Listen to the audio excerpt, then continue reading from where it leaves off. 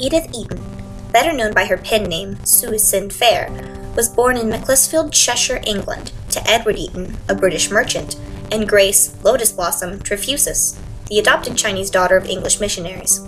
In the early 1870s, the Eatons immigrated to the United States, but stayed there only a short time before relocating to Canada.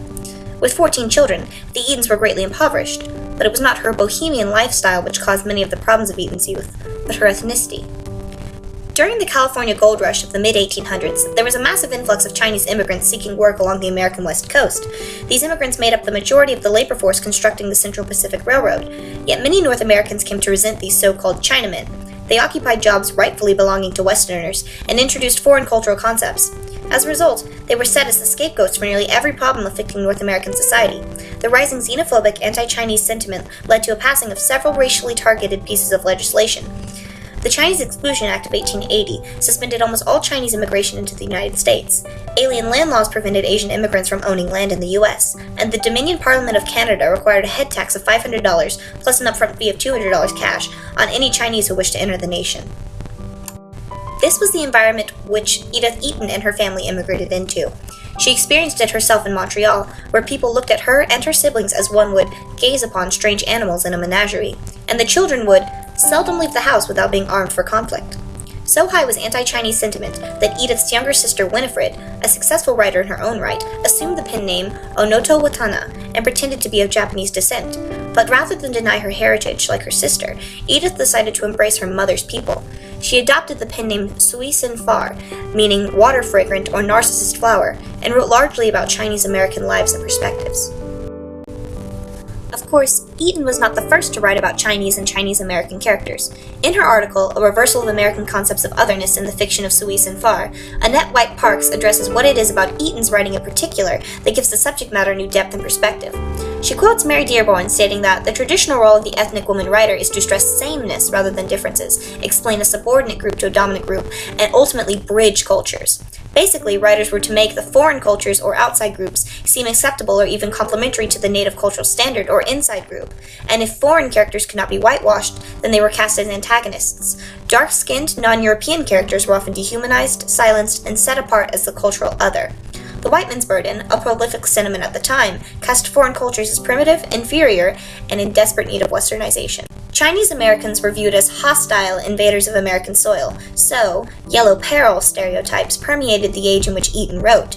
Popular works such as Frank Norris's The Third Circle and Olive Dibbert's The Chinese Lily depicted white protagonists hoping to better Chinese American societies, wherein nearly all so-called Chinamen were crooks and slave traders, and Chinese women were either their slaves or suffering in absolute silence. Eaton's work provides direct counter-perspective to these portrayals, as well as the conventional relationships between white and Chinese North Americans. For one thing, Eaton sets Chinese or Chinese Americans at the center of the narrative, placing white Americans in the position of otherness or outsiders. This can be seen in her short story, Oyama Sketch, in which Chinese American farmer Wo Ki is attacked by thoughtless boys while peacefully hoeing his garden. Eaton subtly reverses the usual model of the Chinese introducing violence to white Americans, while simultaneously setting the white boys as the invaders of his peaceful space. She also manages to give stereotypically mute Chinese American females a voice by making Oyam, Wo Ki's daughter, come to her father's defense after he refuses to fight back, and ultimately sets her as the hero of the tale. Another such narrative is The Land of the Free, in which a newly immigrated Chinese family is separated from their young son because he does not have the proper papers to be in the country. The opening imagery of a joyful family sailing towards a hopeful future is the positive image which is intruded upon by the American laws. In the end, the couple must give up all their earthly possessions to a crooked lawyer in order to have their son returned to them. But after 10 months living apart, the little boy no longer recognizes them. The blue cotton overalls and white-soled shoes of his new American identity seem much more foreign than the Chinese clothing he originally arrived in. Finally, Pat and Pan tells the tale of a young white boy taken in by a Chinese family at his mother's death.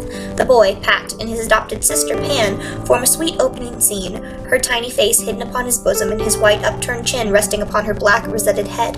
The children do not see each other in terms of race or color, and the father loves them both as his own. However, a passing missionary, appalled at the idea of a white boy being raised as a Chinese, takes Pat into the custody of a white family who will raise him as an American boy should be raised. Here, it is society's intervention, rather than the lifestyle the missionary finds so unthinkable, which is the truly aggressive or evil act. When Chinese North American characters interact with each other in Eaton's stories, they follow no particular inside or outsider pattern, but rather convey a diversified range of human emotions and actions. Eaton used these methods in an attempt to give her fellow countrymen the respect and multiplicity of character they were not allowed in literature or society.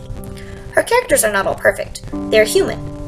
Only when the whole world becomes as one family will human beings be able to see clearly and hear distinctly, Eaton said in her novel Leaves.